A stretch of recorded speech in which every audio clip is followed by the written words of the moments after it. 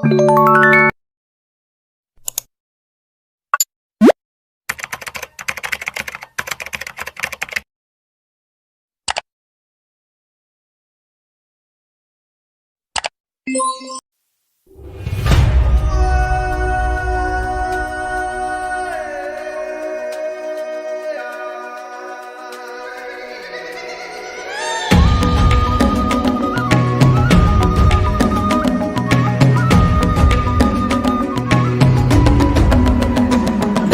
dan bukalah matamu, saatnya meraih mimpimu.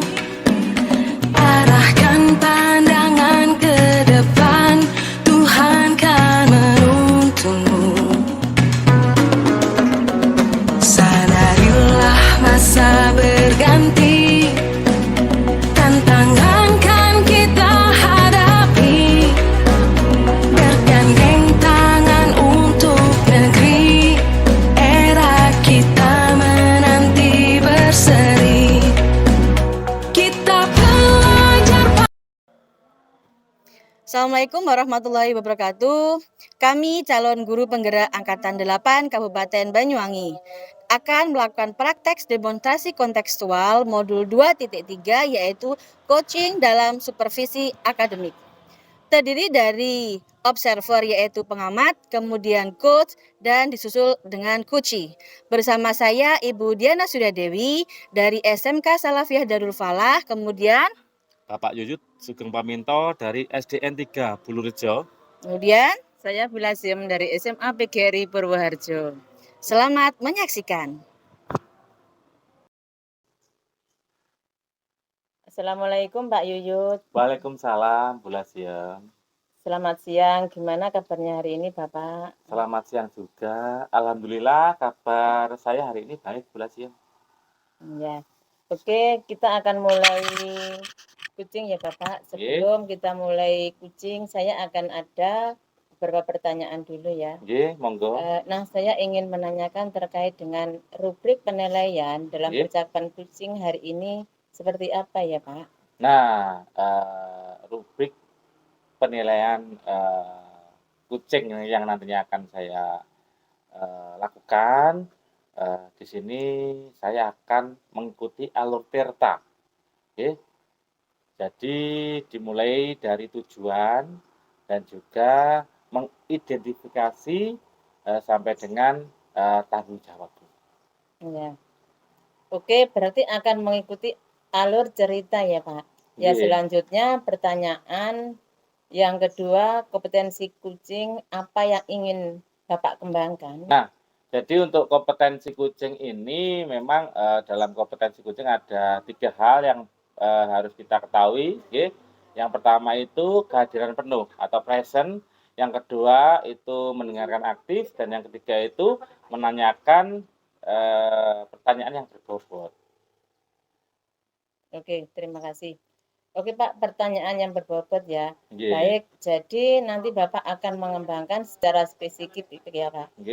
Ya, sih adalah bagaimana Bapak mengembangkan pertanyaan-pertanyaan berbobot ya Pak. Betul sekali Bu Lasiem.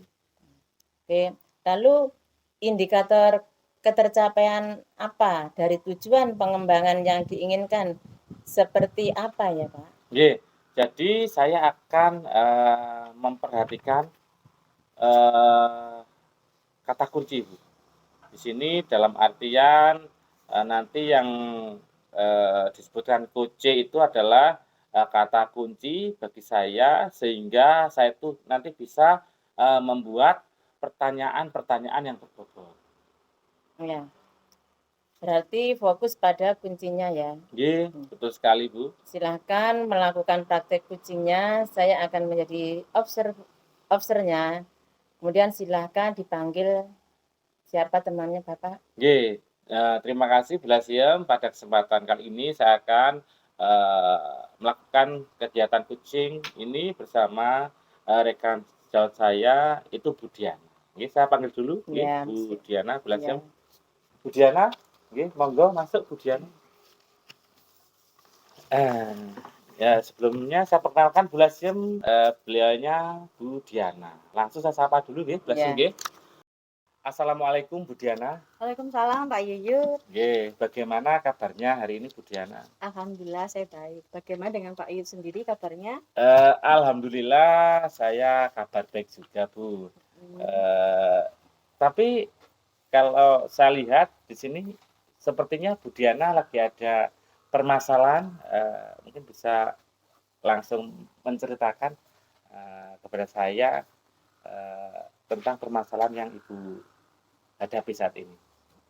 Jadi terkait dengan banyaknya anak-anak yang datangnya terlambat gitu Pak ya. Oh, nggih Karena nggih kan nggih. jadi gini Pak ya, di sekolah saya kan berbasisnya kan basis pondok pesantren semi Pondok formal pesantren, nggih. ya, di mana, kegiatan anak-anak itu lebih banyak di pesantren Oh, daripada di nggih. sekolah formal ya. Sehingga ketika jam pembelajaran di sekolah mulai, Nggih, itu ada beberapa anak-anak itu yang tidak masuk ke ke kelas ya, kelas, karena nggih. mungkin masih ada kegiatan di pondok yang kegiatan pribadi maksud saya yang belum Nggih, terselesaikan. terselesaikan. Iya, Nggih nggih gitu, nggih, Pak. betul betul. Sehingga itu kan mengakibatkan anak-anak itu datangnya terlambat. Nggih, Sehingga, peraturan yang ada di sekolah yaitu, datang tepat tepat waktu waktu, itu, nggih.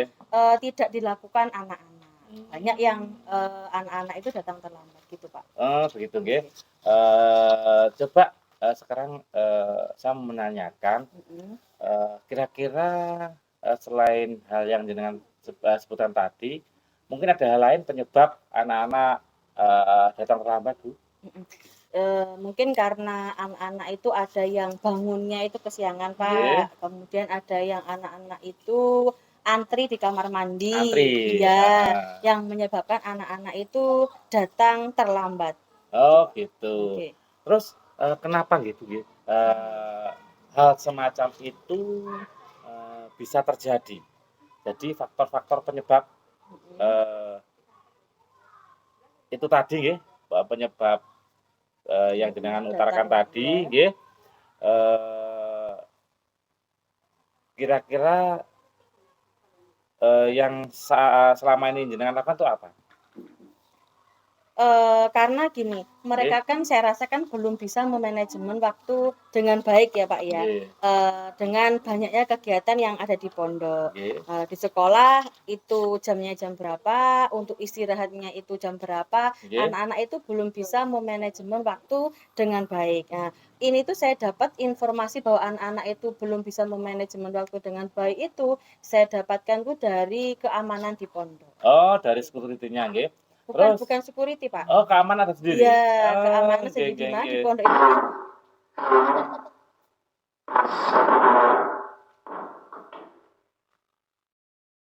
oke Bapak, baik. Nggih Menurut saya karena mereka itu belum bisa memanajemen waktu dengan nggih. baik. Mana yang untuk sekolah, Ah, harus nggih. datangnya jam berapa, mana yang anak-anak itu full untuk kegiatan di pondok, mana yang untuk istirahat, mereka itu, belum bisa memanajemen Belum waktu bisa, dengan baik, iya. nggih. Informasi ini saya Nggih. dapat dari pihak keamanan di dalam, di pondok. Jadi Oh, ada pihak keamanan di sana, keamanan. Pak, iya. Pihak keamanan tuh apa seperti security gitu, Bu? Bukan Bapak, jadi kalau di pondok itu ada banyak, kayak staf-stafnya. Staf, Iya, oh jadi ada gitu. yang keamanan sendiri, Iya? ada yang jadi, pihak kebendaharaannya sendiri, sama seperti yang di Oh, jadi formal. ada strukturnya nggih, Iya, terstruktur nggih. oke. Oh gitu. Jadi, mungkin nggih, jadi kegiatan-kegiatan di sekolah itu, dimulai jam berapa, Bu? Dan kegiatan pondok itu diakhiri sampai jam berapa? Oke Bapak, kalau di sekolah itu biasanya itu dimulai jam 7.30, Nggih, anak-anak itu sudah, berada di sekolah.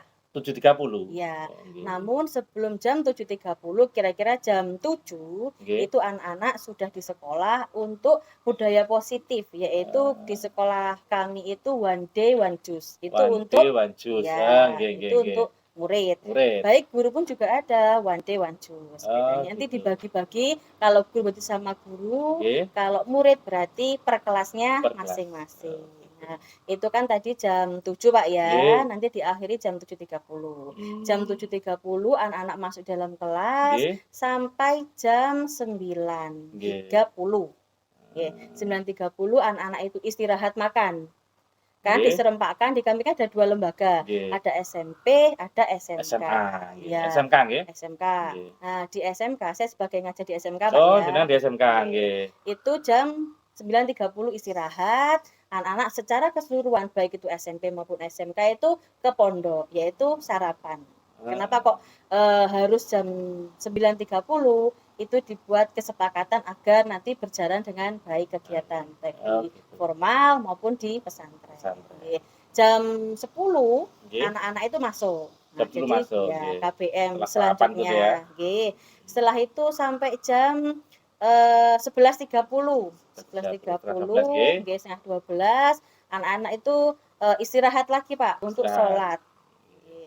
Untuk sholat, kemudian anak-anak dilanjut dengan mading. Mading. Jadi pembelajaran yang setelah formal, yaitu pembelajaran mading diniyah gitu, Pak. Oh, Nggih. gitu. Jadi kalau memang formal itu dibatasi sampai jam 11.30, 11.30. maksimalnya jam 12. Kan 12. kadang ada yang guru mungkin materinya belum terselesaikan Nah, agak molor. nggih, Nah, itu ketuntasan materi ya mungkin ya, suka dibatasi molor. pokoknya jam 12. 12. Waktu duhur dibuka Nggih. itu kan biasanya anak jamaah. Nggih. Itu kemudian setelah anak-anak jamaah istirahat, anak-anak ikut KBM-nya diniyah.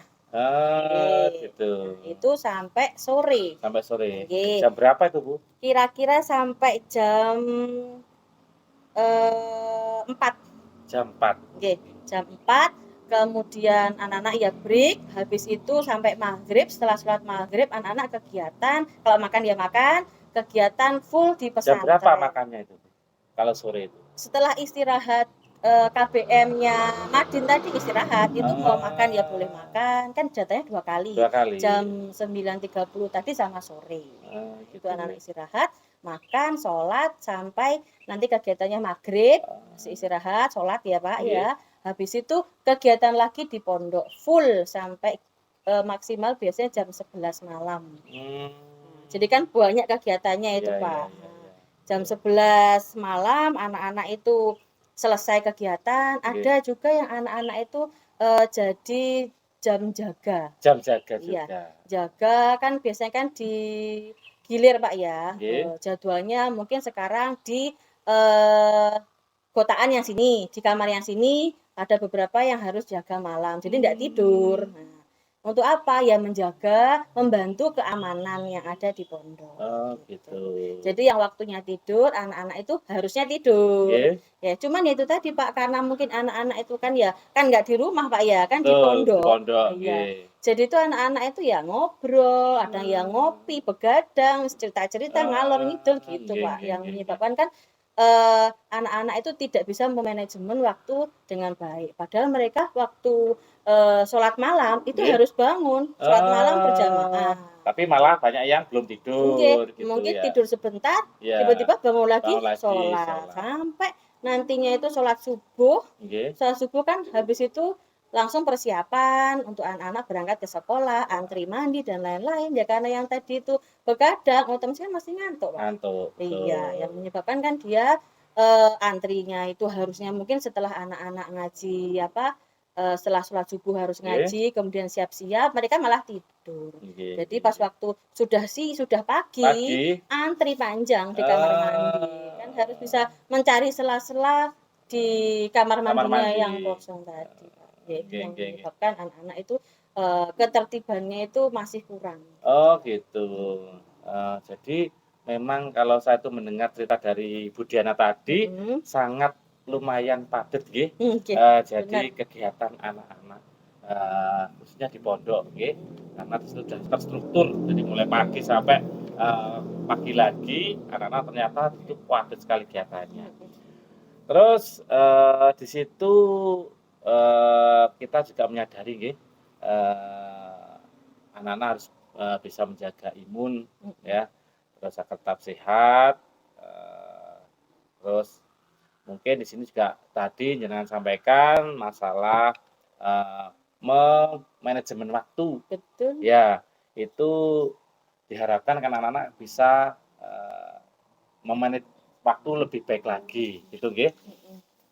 Jadi yang tadi tidak mentaati peraturan sekolah yaitu terlambat terus dan lain-lain tadi, tapi, berdampak pada kesehatan mereka. Iya, Seperti itu berdampak nggih? kesehatan juga karena kurang kurang memanajemen waktu tadi ya, waktunya Nggih istirahat harusnya istirahat. nggih, iya betul. Tapi di sini kan, juga ada penyesuaiannya nggih, Bu, nggih. Iya.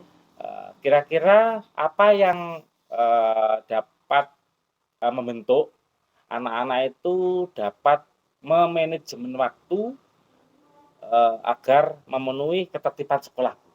Iya, kalau menurut saya Pak ya, Nggih? setelah saya mengikuti pelatihan guru penggerak ini Pak Oh, ya, nggih. di modul, berapa itu Pak ya, yang kita itu belajar membuat kesepakatan kelas. Oh, nggih, Nah ya heeh itu, saya harus bisa selain saya membuat kesepakatan kelas, betul, mungkin nggih saya juga harus membagikan praktek baik ke, komunitas praktisi yang ada di nggih, sekolah, mungkin juga mengundang keamanan atau stakeholder yang ada di pondok untuk iya. mendiskusikan tentang bagaimana kita membuat kesepakatan sekolah dan kesepakatan pesantren. Jadi Nah, betul. mensinkronkan antara kesepakatan yang ada di pondok dan Nah, kesepakatan yang ada di sekolah, oh gitu, betul. Pak. Ya, itu kan, itu mungkin, suatu teori yang untuk Mhm, mengimplementasikannya, Ibu. mhm. Tapi kira-kira apakah, Bu Diana sudah mengimplementasikan, hal tersebut? Untuk saat ini, Pak, sudah Nggih saya implementasikan, tapi belum secara menyeluruh dan belum konsisten, gitu, nggih, Pak. Karena, di komunitas praktisi yang ada di sekolah saya, itu ya. kan ada kurang lebihnya ada 6 yang saya ajak Mmm, untuk berdiskusi itu, nggih Pak, nggih ya. nggih nggih. Cuman mungkin selama ini karena berbenturan tidak sama jadwal yang Jadwalnya, ada yang nggih. ketika kita mengajar, Nggih? jadi hanya beberapa saja, Pak, yang bisa saya ajak sharing. Oh gitu. Sedangkan saya kan ngajarnya di SMK, Pak, SMK, nggih, beda nggih. sama Pak Yuyut. Nggih, betul. Kalau Pak Yuyut kan di SD, Betul jadi sekali, wali kelas nggih. juga. Betul, Sedangkan nggih. saya tuh bukan wali kelas, Pak. Jadi kalau Guru mapel gitu? iya, khusus Eee, bahasa Inggris. khusus bahasa Nggih. Inggris juga. Kalau jenengan sebagai wali kelas, Iya, sekaligus guru kelas kan bisa meng-cover seluruh murid yang ada di kelas. betul, Nah, nggih, dan juga harus bisa menyampaikan semua mata nah pelajaran. ya luar biasa Mbak Yud ya. Nggih, Kalau saya, Pak, ya, nggih, karena saya kan bukan guru wali kelas. betul, Nah, nggih, kemudian, kalau saya membuat kesepakatan kelas sendiri, nggih, itu kurang efisien, Pak. Jadi tidak nggih, bisa berjalan dengan maksimal. Ya, maksimal, nggih, saya harus berkolaborasi, koordinasi dengan teman-teman rekan sejawat, nggih, kemudian praktisi komunitas praktisi yang ada di sekolah, kepada kepala sekolah, kemudian juga nantinya menginfokan kepada nggih. pihak pesantren, Oh gitu, Pak. gitu. Yaitu, belum konsisten saya lakukan, gitu. Nah, Nggih, nggih nggih nggih.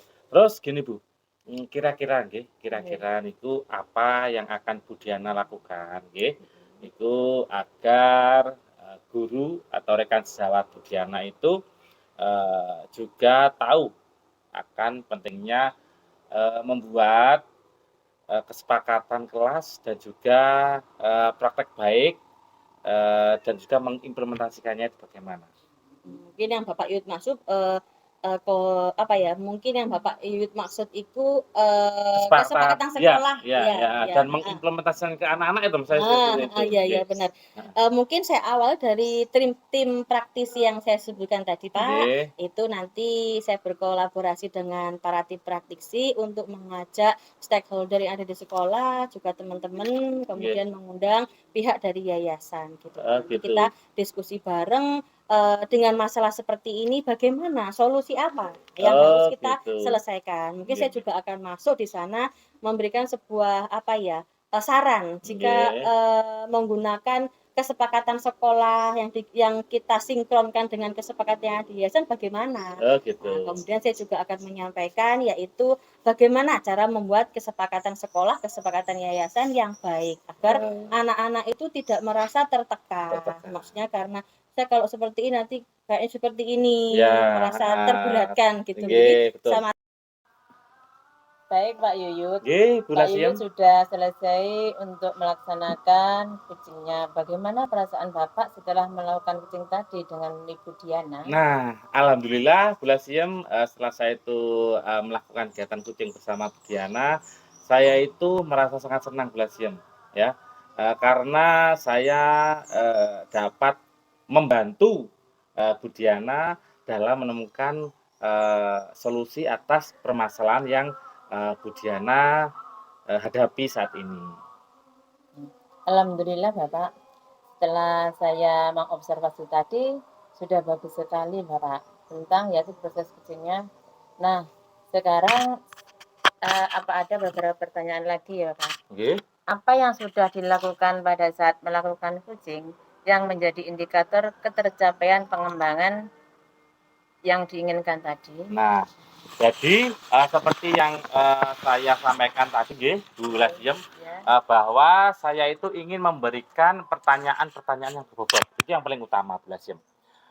Dan sepertinya tadi setelah saya itu melakukan coaching ya, coaching sama Bu Diana, itu saya rasa sudah saya itu menyampaikan pertanyaan-pertanyaan tersebut.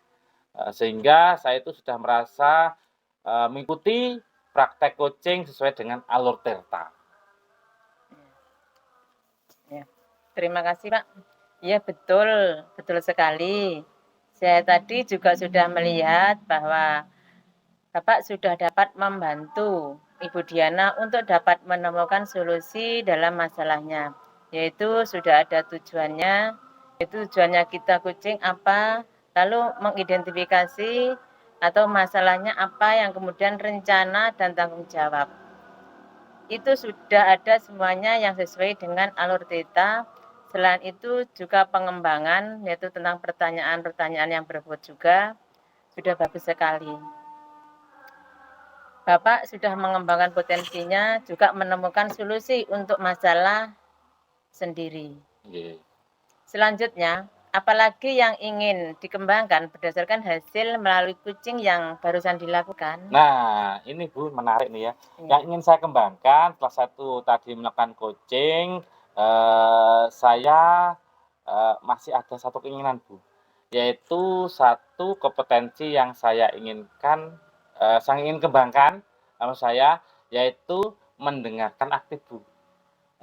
Ketika kucing saya sedang berbicara, itu Bu. Oh ya, Pak, ya Pak, itu bagus sekali untuk mengembangkan ke depannya karena akan sangat bermanfaat sekali pada saat melakukan kucing. Nggih.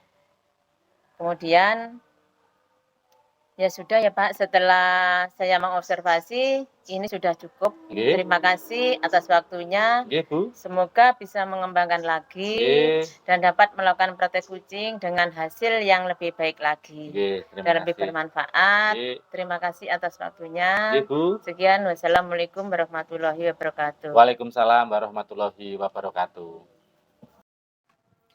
Demikianlah praktik coaching dari kami, yaitu calon guru penggerak Angkatan 8 Kabupaten Banyuwangi. Saya Ibu Diana Suryadewi dari SMK Salafiyah Darul Falah, kemudian Dan saya Bapak Yuyut Sugeng Paminto dari SD Negeri 3 Bulurejo. dan disambung dengan Ibu. Saya Bu Lasiem dari SMA PGRI Purwoharjo. Sekali lagi kami ingin mengucapkan banyak-banyak terima kasih atas bimbingan dan supportnya dari Bapak Fasil kami, yaitu Bapak Taufik Albar, serta Bapak pengajar praktek kami, yaitu Bapak Yudi Pramono.